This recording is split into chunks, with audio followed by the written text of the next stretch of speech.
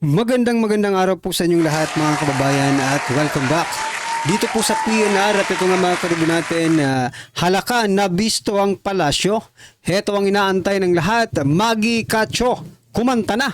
Naku po, timbog ang resibo. Naku yan mga kababayan. At ang kulpurya ng ating alamin at bibigyan ng komento ngayong araw na ito. Pero bago pong lahat, kung di ka pa po nakapag-subscribe sa ating munting channel, please don't forget to subscribe. At palike na rin po ng video ito. Maraming salamat po. At eto na nga, simulan na po natin to. Sawa ang bayan ko sa pagnanakaw na tao.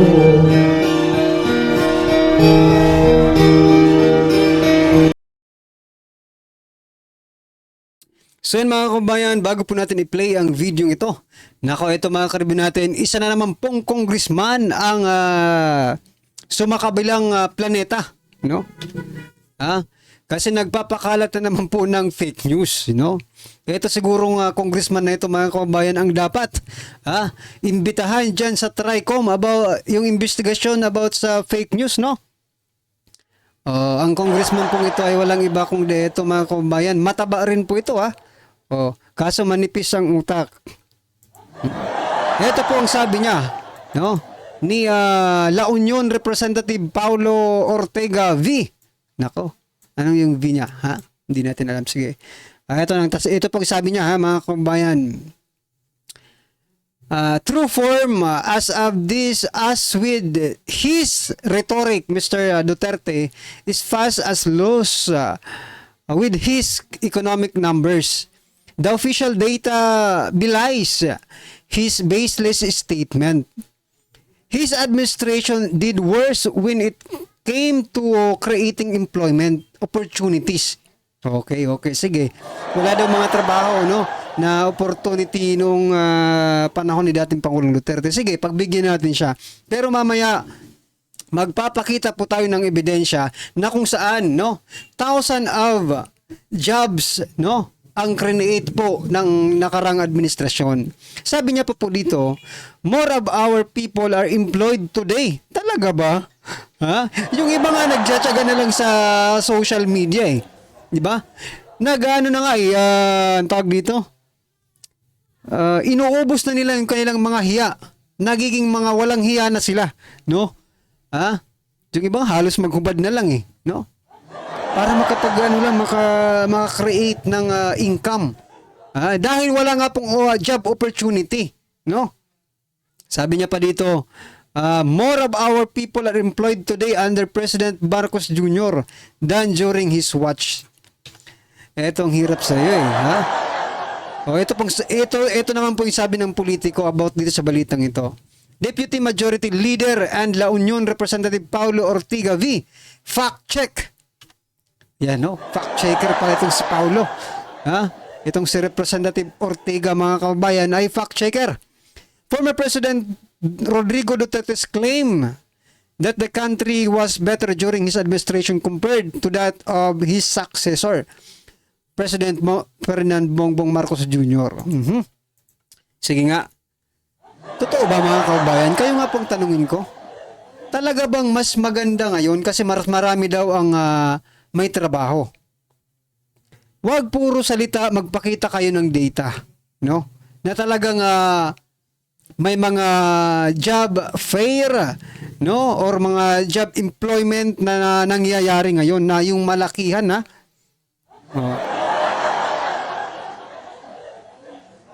sapagkat mga kababayan, ito, nung panahon po ni dating Pangulong Duterte, baka kasi nagsisinungaling tayo sabihin nito, hindi nagsisinungaling ka. Ikaw ang fact checker, ikaw ang tinawag dito na fact checker, fact check, ibig sabihin na fact checker ka. So, sa pag-fact check mo, iwan ko kung mga anong facts na nakuha mo, di ba? Ipakita mo yung facts mo kasi magpapakita kami ng facts. Based po sa news, mismo sa, PNA, Philippine News Agency. 12K jobs up for grabs in build job fair. No? Job fair. Noong August 10, 2018. So ito, 12,000 na trabaho. Hindi ba? Hindi ba ito trabaho? Hindi lang po yan, mga kababayan. Ito pa, mula naman po sa Department of Public Works and Highways, no? O, ito. August 12, jobs. Caravan kicks off with 10K jobs. 10,000 jobs, no? Kailan to? August 9, 2018. So, nasaan yung sinasabi mo? Baka nasa ibang mundo ka, nasa ibang planeta ka naman. Sino ito? Sino? Representative Ortega. Baka nasa ibang planeta rin ito, mga kababayan. Di ba? Baka high pa ito. Ha? Magpakita po kayo ng ng ebidensya kung to. Hindi ako talaga makapaniwala, mga kababayan, na walang employment nung panahon ni dating Pangulong Duterte, no? Maliban na lang talaga nung pumasok ang pandemic. But before that, mga kababayan, dito nga sa amin naka-experience pa kami, no? Malaki ang job fair. O, sama-sama po yung mga iba't ibang naghahanap ng mga employer, di ba? Naghahanap sila ng mga trabahante. So, diyan mismo sa grounds ng university, no? Nagkaroon po ng job fair, malakihan. Nag-apply pa nga ako dun eh. Hindi ako natanggap. Ha? O, kasi nga, because of kompetensya. Marami kang kompetensya eh. Diba? Tapos sasabihin mo, walang Mismo nga ako, naka-experience ako na mag-job fair dun eh. Kaya nagsisinungaling ang taong ito, mga kabayan. O, sa inyong mga lugar, baka nangyari rin yon before the pandemic. Ha? Pasinungalingan niya natin itong sinasabi niya na wala daw sa build pa lang. 'Di ba? Ay ang mga gumawa niyan, mga robot? 'Di ba? Hindi naman, mga gag tao. Niloloko na naman ng taong bayan. Mga ordinaryong Pilipino nilolokohin, no? Sa Duterte administration daw walang employment na nangyari. At ngayon, kay PBBM, mayroong employment na nangyari. Grabe. Jobs nga eh. Sa bagay, ngayon mga kababayan, may jobs rin naman. Inside job, no? Ini-inside job po nila yung kaban ng bayan. Sa totoo lang, mga kayo? Akala nyo siguro mga ob-ob ang mga ordinaryong Pilipino, ha? So yun, mga kabayan, tama ba? Tama ba yung sinabi ko? Inside job. Ini-inside job po nila yung kaban natin. Ha? Tax ko, tax mo, tax nating lahat. Ini-inside job nila. Diyan kayo magaling eh. Tama ka. Tama ka talaga. Sa panahon talaga ni President Bongbong Marcos Jr., maraming jobs, no? Na na-create. Kaso nga lang, inside jobs. Kalulukuhin mo pang Pilipino. Ha? Dapat itong mga ganito. Sabi ko nga kanina, no, doon sa last na ating vlog natin, yung about sa Tingog party list, no? Dapat bago tanggapin ng COMELEC yung mga COC nito, magpanyuro muna, no? Magpanyuro exam. O pati drug test na din, mga kababayan, para matitino ang matira, hindi tulad nito. No, pinagluloko ang taong bayan. Ay nako. Well, anyway, mga karibin natin, ito, pakinggan po natin ang video ito at bigyan natin ng reaksyon. Nako, pinsan po ni First Lady Lisa Araneta Marcos, ito, may issue. Trending ngayon sa mundo ng social media ang di umano'y balitang kapag talaga manloloko ay talaga namang makakalaboso matapos ang entrapment operation na ginawa ng Philippine National Police or PNP at ng Criminal Investigation and Detection Group or CIDG, gobernadorial candidate ng Guimaras si Margaret Maggie Cacho na sariling pinsan ng First Lady na walang iba kundi si Liza Araneta Marcos, arestado matapos ireklamo ng swindling or panloloko. So yan, mga kababayan, no? Tumatakbong gobernador, arestado. Pinsan po ni First Lady, mga kababayan. Ito ang breaking news ngayong araw na kinumpirma ng Police Regional Office Director General John Manky kung saan bukod kay Catcho, arestado din ang 3 iba pa kabilang ang kanyang secretary at ang 2 miyembro ng Philippine Coast Guard. Ayon sa kanilang investigasyon ay tila nag-ugat ang nasabing entrapment operation nang mangyari ang di umano'y panluloko sa isang biktima, kung saan ay hihingan daw ito nila Catcho ng 1 milyong piso kapalit ang pagpapabilis ng approval ng kanyang negosyong emission testing center under the Department of Tourism. Ngunit sa nasabing operasyon, kalaboso ang pinsan ni First Lady sa nasabing entrapment operation. Nakalap ang mga ebidensya na may halagang 400,000 pesos bundled money at ilan pang mga peso bill bilang mga dekalibreng baril at mga cellphone na hinihinalang ginamit sa nasabing panloloko. Pero bago ang lahat mga kapinas, kung bago ka pa lamang sa channel namin, ay huwag mong kalimutan mag-subscribe at pakiclick na rin ang notification bell para mas maging updated ka pa lalo sa lahat pa ng bagong videos na i-upload namin.